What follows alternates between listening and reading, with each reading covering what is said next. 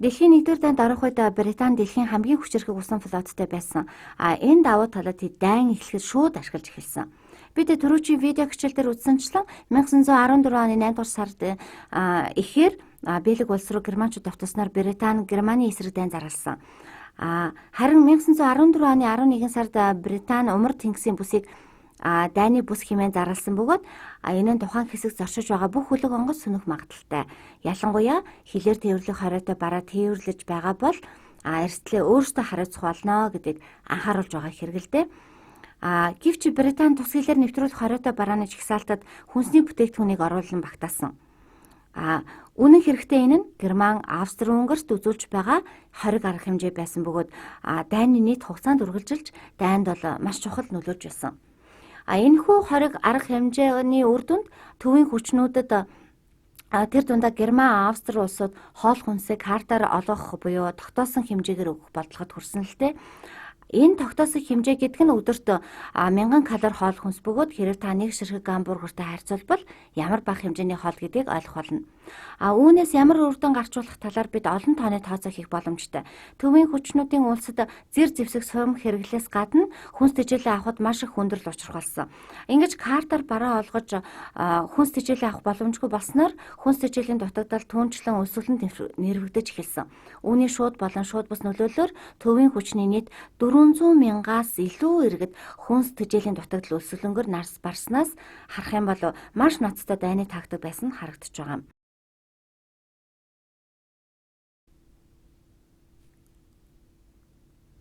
Харин Герман томоохон усан флот байгаагүй. Байгаа флот нь зөвхөн умард тэнгисийн Германы эрэг орчимд төвлөрч байсан.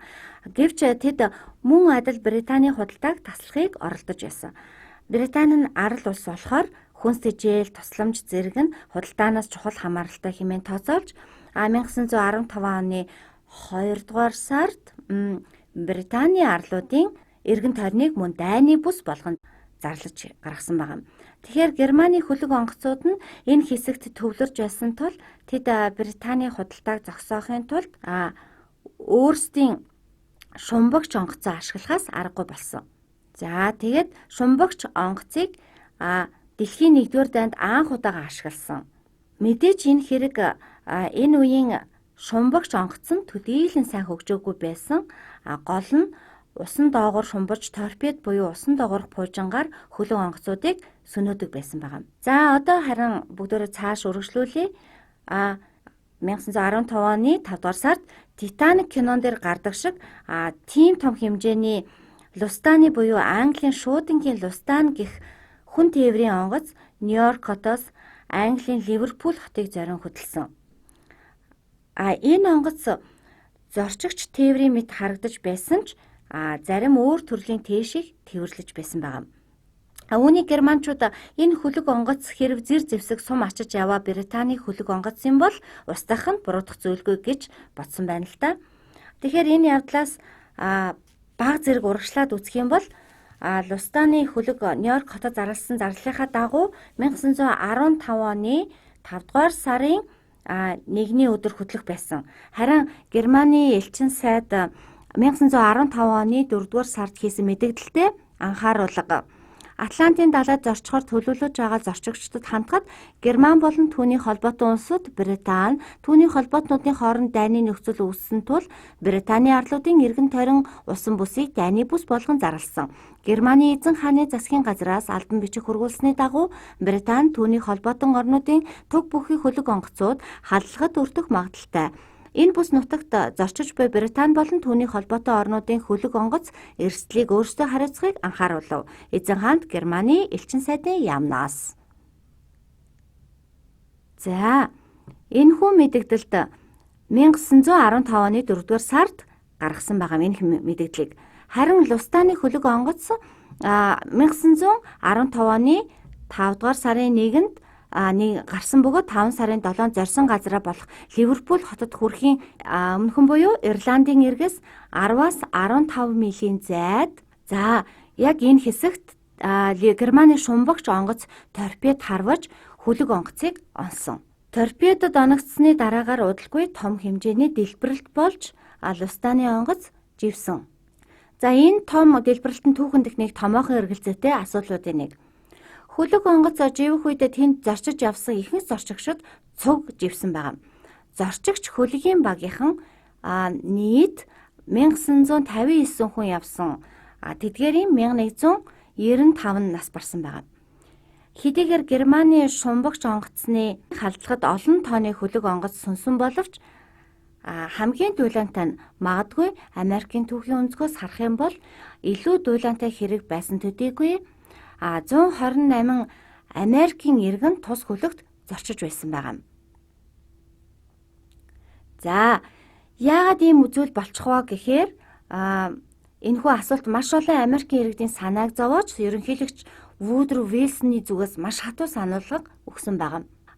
Энэ талаар зарим зүйлийг тодруулан үзэх юм бол дайн Лустаны хөлгийг сүрхээс жил хүрэхгүй хугацааны өмнө эхлэхэд Америк улс төвийг сагсан байр суурьтай байсан. Тэд Европын зөрчилдөөнд оролцохыг хүсэхгүй байна хэмээн мэдэгдэж байсан ч бусад улс орнуудтай нэгэн адил худалдаа хийхгүй байсан.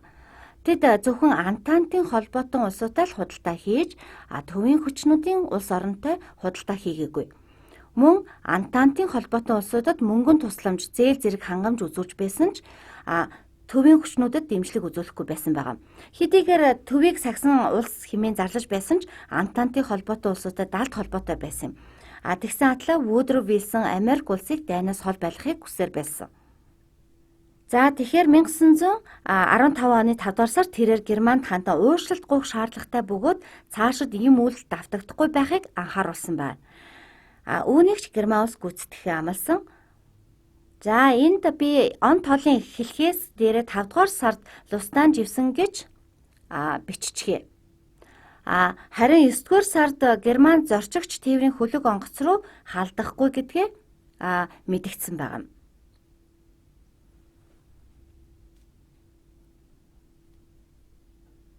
За тэгэхээр Америкийн түүхийн хичээлийн хувьд Америк улс дайн эхэлснээс хойших хугацаанд төвийг сагсан байр суурьтай байсан боловч Лустаныг живүүлсэн нь тэдний дайнд орох болсон гол шалтгаан хэмээн тайлбарладаг. Гэвч Америк үнэн хэрэгтээ 1917 оны 4-р сар хүртэл дайнд ороогүй.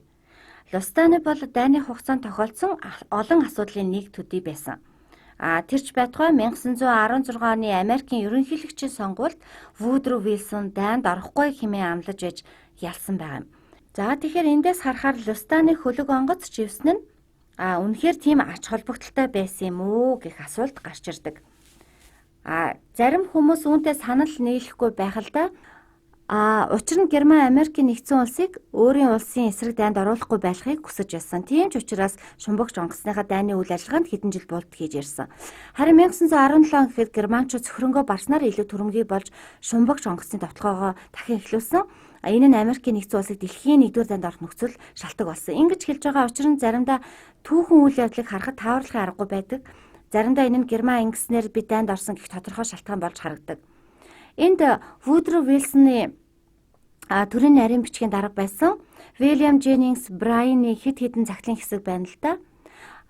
Зарим нь их сонирхолтой тул оруулсан юм. Эхнийх нь 1914 оны 9 сард Вудро Вилсонд хандан яагаад дайнаас хол байх хэрэгтэй тайлбарласан, мөн дайныг дуусгахад зуршлах шаардлагатай дурдсан загтал байгаа юм. Энэ үед Европод дайн эхэлчихсэн байсан үе байсан болохоор Лустаны хөлөгт ямар нэгэн зүйл тохиолдохоос өмнө юм. Тэрээр захаанда энэ дайнд альч тал нь ялсан байлаа. Ялалтаа гүйцээхийн тулд нөгөөдөө хүчээр нөхцөл тулах болно. Хэрв аль нэг тал нь яллаа гэхэд энэ нь дараагийн дайны бэлтгэл болох магадaltaй. Тиймээс инх тайван тогтоох арай илүү оновчтой боломж хаах хэрэгтэй гэжсэн байгаа. Харин энд байгаа өөр нэг хэсэг нь Лустаны хөлөг дээр гарсан 2 дахь дэлбэрэлттэй холбоотой. Тэрээр бичгтээ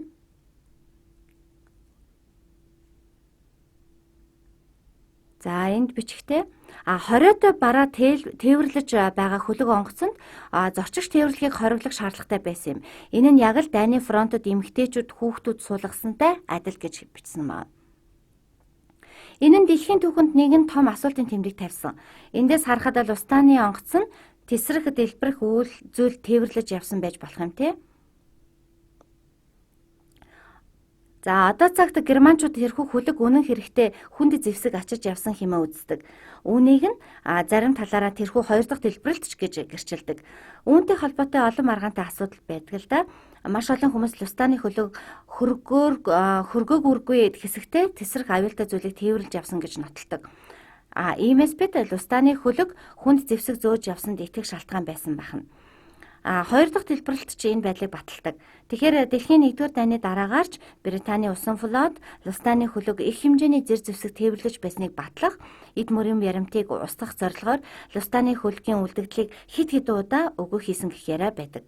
Тиймээс Германы хувьд тэрхүү халдлаган шударга байсан гэж тайлбарладаг юм. За ямар ч тач энэхүү маш сонирхолтой үйл явдал нь Америкийн дайнд орсон гол шалтгаантай шууд холбогдохгүй ч олон үйл явдлын нэг юм. Энэ нь Америкийн хувьд дайнд орох эсэх талаар бодоход хүргэсэн нэг шалтгаан нь болж байгаамаа.